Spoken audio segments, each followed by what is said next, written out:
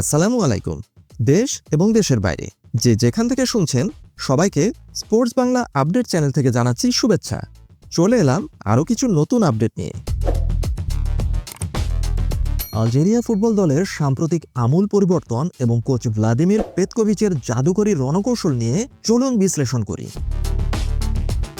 আলজেরিয়ার Vanessa Petkovic কিভাবে পাল্টে দিলেন ডেজার্ট ফক্সদের। আলজেরিয়াকে বলা হয় ডেজার্ট ফক্স, অর্থাৎ তাদেরকে মরুভূমির শিয়াল হিসেবে ডাকা হয়, কারণ তাদের খেলায় রয়েছে দুর্দান্ত ক্ষিপ্রতা এবং প্রখর বুদ্ধিমত্তা।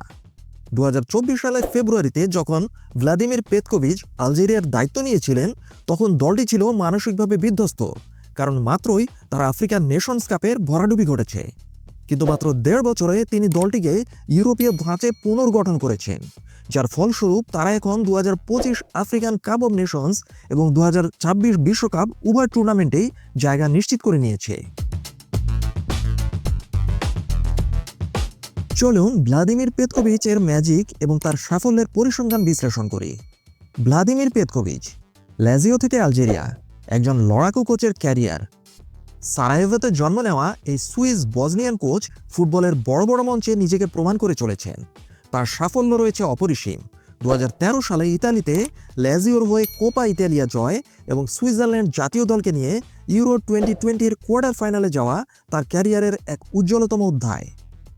অভিজ্ঞতা রয়েছে দুর্দান্ত। ইতালি, তুরস্ক এবং ফ্রান্সের ক্লাবে কোচিং করানোর ফলে তিনি বিভিন্ন ঘরানার ফুটবল সম্পর্কে সম্যক ধারণা পেয়েছেন, যা এখন আলজেরিয়ার জন্য কাজে লাগছে। এই ভ্লাদিমির পেতকোভিচকে অত্যন্ত দক্ষ এবং বুদ্ধিমান কোচ হিসেবে বিবেচনা করা হয়। তিনি একজন ঠান্ডা কিন্তু ধুরন্ধর মস্তিষ্কের কোচ। এই ভ্লাদিমির পেতকোভিচের ট্যাকটিক্স কি বলছে?